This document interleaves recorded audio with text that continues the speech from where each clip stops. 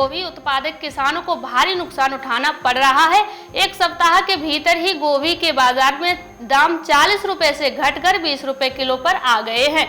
30 से 35 रुपए किलो खरीदी जा रही फूल गोभी अब किसानों से 4 से 5 रुपए किलो ही ली जा रही है। सब्जी विक्रेताओं का कहना है कि अचानक फूल गोभी की आवक बढ़ने से मांग कम हो गई है, जिससे फूल गोभी के दाम फिर गिर गए हैं। किसानों को अब फूल गोभी सस्ते दाम पर बेचनी पड़ रही है।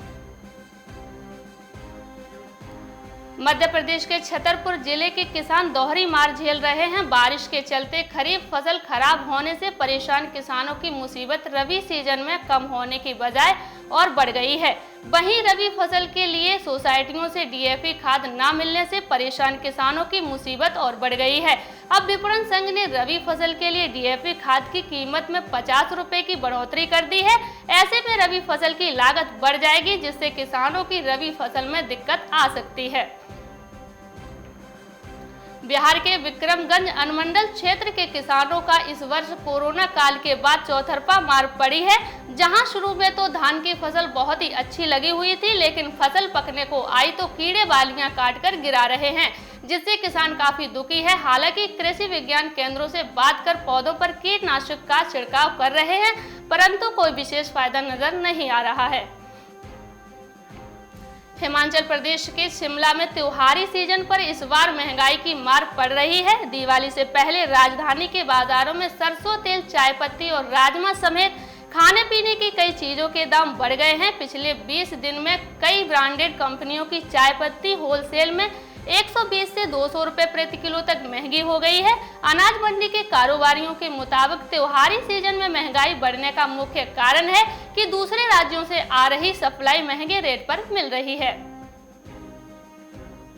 मध्य प्रदेश के भोपाल की करौंद मंडी में इन दिनों सोयाबीन से ज्यादा गेहूं दमक रहा है।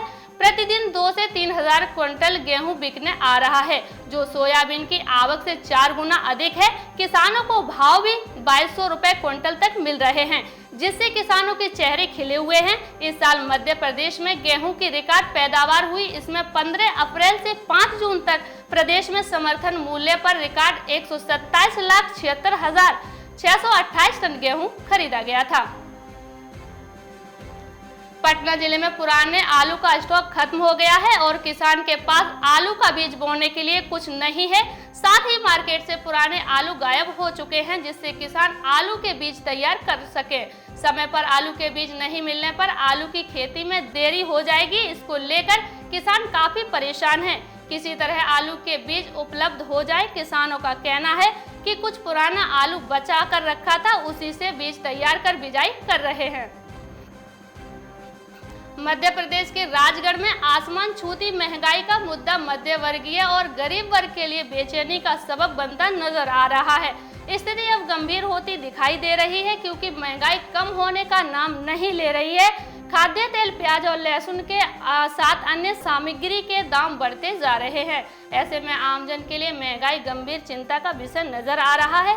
बावजूद इसके सरकार का समस्या पर कोई ध्यान नहीं दिया है। कश्मीर में हजारों एकड़ भूमि केसर के नीले फूलों से खिलखिलाने लगी है। केसर दिवस यानी 27 अक्टूबर से केसर की फसल की कटाई शुरू हो चुकी है।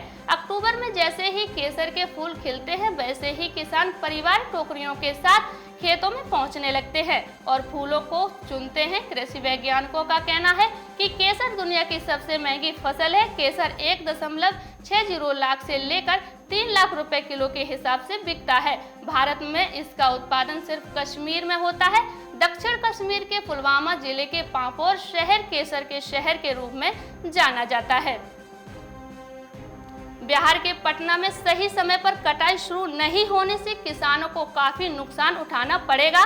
पकने के बाद धान की बालियां झड़ने लगती हैं। खासकर जो उच्च क्वालिटी के धान होते हैं, उनकी बालियां और जल्दी झड़ती हैं। समय से धान की कटनी नहीं होने पर रबी फसलों की खेती पर भी असर पड़ेगा। रबी फसलों की बुवाई पिछड़ सकती है। जानकारों की माने तो 15 नवंबर से गेहूं और दलहन जैसी रबी फसलों की बुवाई शुरू हो सकती है। सोयाबीन की फसल को नुकसान और संक्रमित फसलों की आवक की रिपोर्ट के कारण इंदौर की मंडियों में सोयाबीन की कीमतों में 4,350 रुपए प्रति क्विंटल तक बढ़ोतरी हुई है। शिकागो में सोयाबीन वायदा की कीमतें 4 वर्षों में पहली बार $11 प्रति बूशर स्तर पर पहुंच गई हैं, क्योंकि दक्षिण अमेरिका के कुछ हिस्सों में सूखे मौसम के कारण चीन की ओर से अधिक मांग के समय आपूर्ति को लेकर चिंता बढ़ गई है। सरसों नवंबर वायदा की कीमतों में तेजी बरकरार रह सकती है।